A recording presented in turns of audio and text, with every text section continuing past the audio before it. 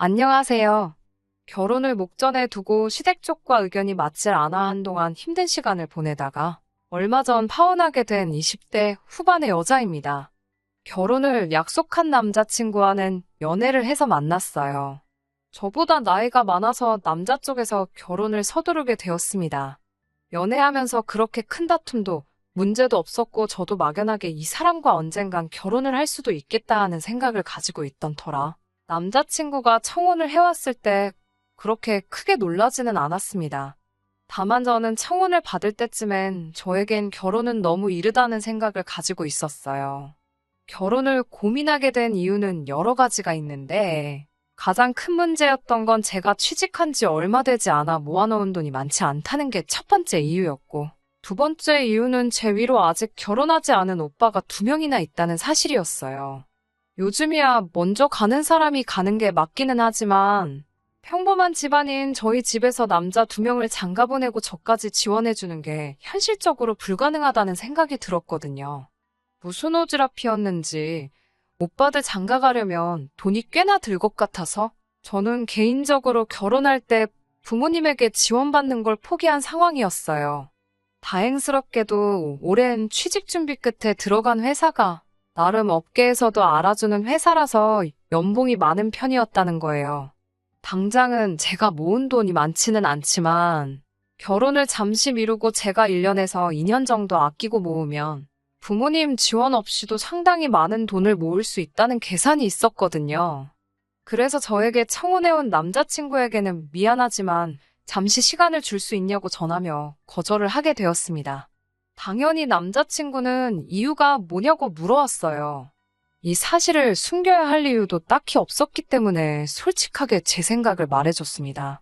남자친구는 겨우 그런 게 걱정이었냐며 지원금 하나도 필요 없고 돈도 결혼 후에 모으면 되는 거니 그냥 몸만 와도 된다고 자신있게 말하더라고요.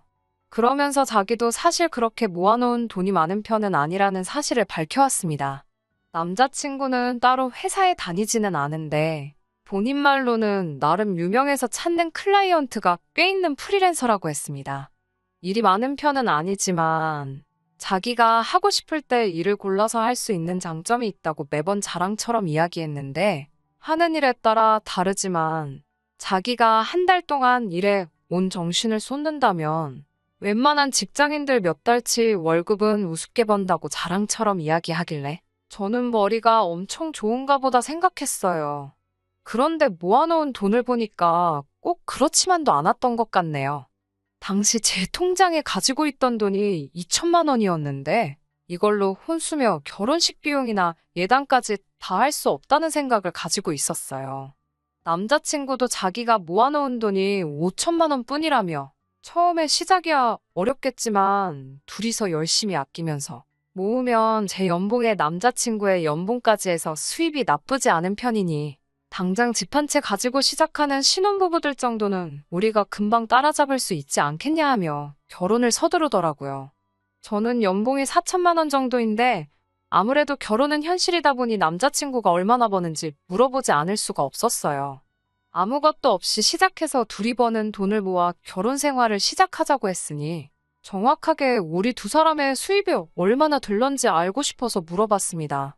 남자친구는 자기 잘 버니까 걱정하지 말라며 대답을 피했고 피차 모아둔 돈이 적은 편이니 그냥 양가 지원 생각하지 말고 우리끼리 잘 준비해보자고 하면서 제 마음을 돌리려 노력하더라고요.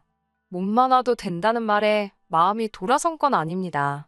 그래도 저는 어느 정도 돈이 모이고 나서 결혼을 하는 게 좋은 것 같다고 몇 번을 거절했지만 포기를 모르고 계속해서 저에게 같이 살자고 하는 남자친구의 기세를 이기지 못해 결국 결혼을 승낙하고 말았습니다. 저희 부모님한테 남자친구가 제게 청혼을 해왔고 저도 그 마음을 받아주기로 했다는 사실을 전했을 때 제가 걱정하는 것과는 다르게 저희 부모님은 굉장히 기뻐해 주셨고 저한테 통장 하나를 건네주셨습니다. 제가 시집갈 때를 대비해서 옛날부터 따로 모으고 계시던 거라고 하시면서요. 부모님이 지원해주신 돈과 제가 모아놓은 돈을 합치니 그때 딱 남자친구가 모아놓은 돈과 같은 액수가 되더라고요. 월세방에서 시작하지 않을까 걱정했는데 그 돈이면 살림살이나 가구 같은 거를 하나씩 차차 구해나간다는 조건으로 적당한 구축 빌라에서 시작 정도는 할 수 있겠더라고요. 기대도 안 한 지원에 저도 힘이 많이 나서 참 기분이 좋았어요. 그렇게 결혼 준비 하나씩 해나가면서 저도 웨딩드레스를 입은 행복한 신부를 꿈을 꾸고 있었습니다. 그때까지 정말 아무런 문제도 없었고 남자친구가 저의 남편이 되어서 평생 함께하는 상상을 하며 지내고 있었습니다. 그런데 남자친구가 남자친구 어머님과 만나는 자리를 마련하겠다고 말하며 저녁 약속을 잡더라고요. 그때가 바로 양가 상견례를 앞둔 며칠 전이었고 어차피 며칠 뒤면 보게 될 텐데 그 전에 미리 저를 보고 싶어 한다는 게 참 이상했어요. 남자친구가 말하기를 어머님께서 성질이 급하셔서 저를 먼저 만나보고 싶어 하신다는 대답에 대수롭게 생각하지 않고 알겠다 대답한 후 약속한 날이 돼서 남자친구와 어머님을 만나러 약속 장소에 나갔습니다. 상견례가 바로 며칠 뒤였지만 그래도 첫 만남인데 빈손으로 갈 수가 없어서 급한 대로 마트에 가서 키위 한 상자를 샀네요. 받으시면서 들고 다니기 번거로운데 뭘 이런 걸 하냐며 다음부터는 봉투로 하면 좋겠다는 대답을 듣기는 했지만 거기까지도 제가 결혼을 다시 생각하게 된 이유 축에도 끼지 못했습니다. 남자친구가 저에 대해서 자기 부모님께 따로 설명을 안 한 건지 소위들 말하는 호구조사가 시작되었습니다. 형제가 어떻게 되느냐, 부모님은 뭐 하시냐부터 제가 어느 회사를 다니는지, 거기서 월급을 얼마씩 받고 있는지 등등 개인적인 것들을 꼬치꼬치 물어보시더라고요. 저를 빨리 보고 싶어 한다 하시기에 가벼운 마음으로 나간 자리였는데 무슨 청문회를 하듯이 꼬리에 꼬리를 무는 질문 공세에 마음이 조금씩 불편해지고 있었습니다. 제 나이면 결혼을 생각할 나이일 텐데 모아놓은 돈이 적은 이유가 뭐냐고 물으시는 말에는 좀 더 좋은 기회를 찾아 취직 준비를 오래 하다 보니 일을 남들보다 늦게 시작했다고 솔직하게 대답했습니다. 입사한 지 얼마 되지는 않았지만 저는 나름 제 직장에 자부심도 있고 어디 가서 꿀리지 않는 스펙이라고 생각하는데 남자친구의 어머니는 여자가 직장 좋아서 뭐 하냐고 어차피 애를 가지면 그만두고 집에서 애나 보게 될 텐데 하시면서 여태까지의 저의 노력을 후려치기 시작하시더라고요. 그러면서 여자가 너무 자기 직업에 자부심 느끼는 게 좋을 게 없다고 말하시면서 괜히 여자가 돈 잘 벌어봐야 남편 알기나 우습게 알지 않냐고. 그냥 그 회사 들어가기 전에 시집갈 돈이나 모았으면 얼마나 좋냐고 하시더라고요. 솔직히 조금 충격적이었습니다. 다른 사람도 아니고 내 남편의 어머니, 그리고 얼마 뒤에는 저의 시어머니가 되실 분의 입에서 나올 만한 말이라고 생각되지 않았거든요. 남자친구는 그런 와중에도 저를 대신해 제 변호를 해주는 게 아니라 관심 없다는 듯 핸드폰만 만지작대고 있었고요. 곧바로 그 자리를 뒤집고 나오는 방법도 있었겠지만 저도 가만히 당할 수만은 없어서 한마디 했습니다. 남자친구, 그러니까 오빠도 모아놓은 돈이 별로 없지 않냐고. 그리고 저는 안정적인 월급이지만 오빠의 경우에는 일거리가 없으면 백수나 다름없지 않냐고요. 저라도 잘 버니까 얼마나 다행이냐고 한마디 했어요. 그제서야 남자친구는 제 편을 드는 게 아니라 제 말에 발끈해서 자기가 업계에서 얼마나 유명한지나 아냐면서 마지막으로 진행한 프로젝트가 얼마짜리였는 줄 아냐고 그걸로 얼마를 벌었네 하면서 자기가 마음만 먹고 일하면 제 연봉은 아주 명함도 못 꺼낼 정도로 벌 수 있다고 말하더라고요. 그래서 잘 됐네. 그럼 결혼하고 나서는 일 골라서 설렁설렁 하지 말고 주말에만 쉰다고 생각하고 저랑 똑같이 주 5일을 근무하면 되겠다고? 그러면 없이 시작하는 결혼이라도 금방 자리 잡지 않겠냐고 웃으면서 대답해줬습니다. 그렇게 말하니 남자친구가 금세 꼬리를 내리고 결혼하면 일 열심히 해야지 중얼거리면서 정확한 대답을 피하더라고요. 여태까지 저만 후려치고 계시다가 제가 남자친구를 무시하는 발언을 하니 가만히 있을 어머님이 아니셨지요. 저보고 말하는 것 좀 보라고 하면서 이래서 자기가 돈 잘 번다고 생각하는 여자들이 안 된다고 하시면서 여자는 남편 알기를 어려운 줄 알아야 한다고 결혼하고 나면 남편한테 하는 행동거지부터 가르쳐줘야겠다고 하시더라고요. 그리고 이 자리를 만든 본론을 꺼내시더군요. 저랑 남자친구가 결혼을 위해 1억을 모아놓은 걸 알고 있다고 하시면서 우리 아들이 엄마 생각해서 부모 도움 없이 결혼하기로 생각한 건 참 장하다고 생각하긴 하지만 어떻게 또 부모가 된 입장에서 아무런 도움도 주지 않겠냐고 하시며 신혼집 마련을 위해 1억을 해주시겠다 하시더라고요. 어머님의 의외의 발언에 기대도 한 적이 없는데 대뜸 그렇게 큰 돈을 지원해 주신다니 감사하다고 말씀드렸어요.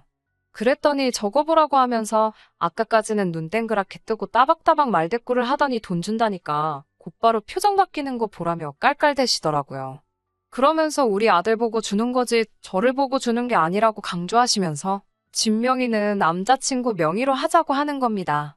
지원해주시는 돈을 합쳐서 남자 쪽이 더 큰 금액을 해오는 건 사실이지만 사실 그 돈까지 합쳐봐야 적당한 집 구하기는 하늘의 별 따기일 테고 적당한 집을 구하려면 이젠 분명히 대출을 끼고 들어가야 할 텐데 대출은 같이 갚아나가면서 명의는 남자친구의 명의로 해야 한다 강조하시니 조금 당황스러웠어요. 구차해 보이는 것 같아서 그렇게 하기는 싫었지만 무슨 이유로 명의를 꼭 남자친구 앞으로 해야 하나 되물었어요. 그러니 어머님은 나는 내 아들을 믿지만 너는 믿을 수가 없다고 하시면서 언제 봤다고 내가 그 돈을 너한테 아들하고 공동명의를 하게 두겠냐고. 공동명의는 결혼 후에 제가 아들한테 하는 거 봐서 우리들한테 점수 좀 따고 충분히 자격이 된다 싶으면 그때 가서 공동명의를 해주겠다고 하시는 거예요. 아직도 후회가 되는 건 그때 곧바로 대답하지 못하고 주저했다는 겁니다. 돈 몇 푼에 홀랑 넘어가서 해야 될 말도 못했다는 게 지금 생각해도 자존심이 너무 상해요. 며느리 자리가 자격증이 필요한 자리인 것 마냥 점수를 따야지 공동명의로 바꿔준다는 발언에 그때 말은 못했지만 정말 눈물이 핑 돌 정도로 자존감이 무너져 내렸어요. 아무튼 그렇게 할 말 다 하신 어머님은 먼저 자리에서 일어나셨고 저는 남자친구와 둘만 남아서 이야기를 더 나눴습니다. 얼마 전까지만 해도 우리 돈 많이 모으지 못한 게 뭐가 문제냐고 맨 땅에서 같이 시작하자고 몸만 와도 괜찮다며 낭만을 부르짖던 남자친구도 어머님이 지원해 주신다는 그 돈 몇 푼의 기고만장해서 아주 저를 아래로 깔아뭉개며 대하더라고요. 이제 집이 해결되었으니 한시름 놓았다. 결혼하고 나면 엄마한테 잘못해도 나한테 하는 거 봐서 몰래 공동명의로 올려주겠다는 자기 엄마 앞에서 정말 가루가 되도록 까이고 무시당한 저에게 용기를 주는 말이 아니라 우리 집에서 집 해주니까 너는 평생 우리 집에 은혜 갚으며 살아야 한다는 듯이 말하는 남자친구가 과연 제가 결혼하기로 정했던 그 사람인가 싶었어요. 집을 해줬으니 명절날에도 시댁에 더 오래 있어야 한다? 우리 집에서는 1억을 해주는데 너네 집에서는 고작 3천만 원밖에 해주지 않지 않느냐 하면서 항상 친정보다 시댁을 우선적으로 챙겨야 한다 하고 아주 돈 얼마의 시댁을 받들어 모시라고 갑질을 하고 있더라고요. 잔뜩 주눅이 들어서 집에 왔는데 저희 어머니가 제 표정을 보더니 곧장 제가 무슨 일이 있다는 걸 눈치채시고는 엄마한테 숨기지 말고 다 말하라 하시더라고요. 그래서 고민하다가 있었던 일을 토시 하나 빠지지 않고 그대로 어머니께 다 말씀드렸습니다. 어머니는 당연히 엄청나게 분개하셨어요. 뭐 그런 사람들이 있냐고. 결혼 가지고 장사하려고 하는 거냐며 아무것도 없이 시작한다던 애들한테 돈 얼마 지원해줬다고. 집안끼리 벌써부터 우위를 정하려드냐며 어이없어 하시더라고요. 다 털어놓고 나니 어머니께서 같이 화를 내주셔도 그냥 제 기분을 위로해주는 거라는 생각밖에 들지 않고 너무 기분이 우울해서 그날은 그냥 일찍 잠에 들었습니다. 그리고 며칠 뒤 시간이 흘러 양가 상견례를 하기로 한 날이 되었어요. 저희 부모님도 일찍부터 부랴부랴 정신없이 준비하셨습니다. 그리고 그날 돈 얼마에 무참히 짓밟혔던 제 자존감을 저희 어머니께서 대신 회복해 주셨네요. 상견례 장소에 도착하자마자 저희 부모님은 대뜸 남자친구 부모님을 향해 애들 집하라고 1억을 보태주시기로 하셨다고 들었다 말씀하시고는 우리 딸한테 우리가 4억을 지원해주기로 했다 하시더라고요. 뭐하러 새로 시작하는 애들한테 대출에 부담까지 안겨주냐며 이왕 해주는 거면 화끈하게 해주자고요. 저는 깜짝 놀랐어요. 이미 지원을 해주셨는데 상상도 못한 액수를 가지고 또 지원해주신다고 하시니까요. 저희 어머니는 이어서 그 돈을 보탤 테니 애들 신혼집 명의는 당연히 우리 딸 이름으로 하는 게 맞는 거겠죠 하고 남자친구 어머니에게 물어보시더군요. 어머님은 살짝 당황하시더니 그제서야 우리도 돈을 내는데 공동명의를 하는 게 이치상 맞지 않겠냐고 하시더라고요. 저희 어머니는 어머님이 저에게 이렇게 준다 말하고 남자친구 명의로 집을 하라고 했으니 우리가 그 돈의 몇 배에 해당하는 돈을 가져왔는데 이제 와서 왜 말을 바꾸냐고 우리 딸 명의로 하는 게 뭐가 문제냐고 하시더군요. 공동명의가 하고 싶으면 같은 돈을 가져오시던지 전부 아드님 명의로 하고 싶으시면 저희가 준비한 돈의 배를 준비해오라고 하셨어요. 가만 보니 아드님이 살가운 성격은 아니라서 앞으로 처가의 점수 따기는 글른 것 같다고 예비사위가 처가에 얼마나 잘하는가 보고 공동명의로 해줄까 했는데 아무래도 그렇게는 안 될 것 같다고 하시면서요.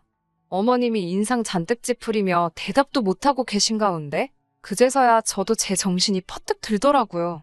어머니는 저번에 있었던 일을 가지고 그냥 결혼을 반대하시는 것보다 제게 현실을 알려주고 싶으신 거였다는 것을요. 신혼집 가지고 시작하는 것과 아닌 것에 큰 차이가 있는 건 당연한 소리겠지만 돈 얼마를 빌미로 이미 결혼도 하기 전에 이렇게 해라 저렇게 해라 갑질하는 집안하고 엮여봐야 뭐 좋을 게 있냐는 걸 직접 보여주시려던 것이죠. 지금이야 신혼집 명의 가지고 저를 후려치면서 큰 소리 뻥뻥 치고 있지만 이렇게 불합리한 결혼을 하면 결혼 후에 벌어질 일들이 안 봐도 눈에 선하더라고요. 당장 명절날 시댁에서 더 오랜 시간을 보내는 게 아니라 집값 얼마 더해졌다고 그 집에서 기도 못 펴고 눈치 보며 신무살이 종로를 타고 있을 제 모습이 보였어요. 어디 명절날 뿐이겠어요. 당장 남자친구마저도 저렇게 태도가 바뀌어서 그러는데 집에서도 어떤 대우를 받으며 지낼지가 머릿속에 그려졌습니다. 굳이 찍어 먹어봐야 이게 똥인지 된장인지 알 일도 아니었던 거예요. 일륜지대사인 결혼을 손바닥 뒤집듯 뒤집어버릴 수는 없는 일이지만 그렇다고 이미 결혼하기로 정했다고 부당한 대우까지 참아가면서 이 결혼을 꼭 해야만 할 이유도 없는 것이었죠. 결혼과 관련된 이야기가 오가야 할 상견례 자리에서 저는 벌떡 일어나 그냥 이 결혼은 할 생각이 없다고 파혼 선언을 하고 저희 부모님 모시고 자리를 박차고 나와버렸습니다. 아무리 내로남불이라지만 지원금을 이유로 제가 후려침을 당하는 건 당연한 거고 이제 와서 저희 쪽에서 결혼을 위해 큰 돈을 준비했다고 하니 그제서야 부랴부랴 태도를 바꿔버리며 쩔쩔매는 모습에 더는 길게 생각할 이유조차 없었어요. 집에 돌아와서는 어머니한테 그런 큰 돈이 어디서 났냐고 물어봤어요. 그 돈은 저희 부모님 노후자금에 오빠들 결혼할 때를 대비해 모은 돈까지 다 합친 거라고 하셨습니다. 그리고 오빠들도 옆에서 자기들이 여태껏 모은 돈도 보탠 거라고 하네요. 돈으로 갑질하려는 남자 쪽의 본때를 보여주라고요. 오빠들까지 나서서 고민하지 않고 저를 위해 그렇게 돈을 모았다는 사실이 참 감동적이었어요. 그나저나 만약에 제가 그 돈을 그냥 받고 결혼을 진행했으면 어쩔 뻔했냐고 물어봤지요.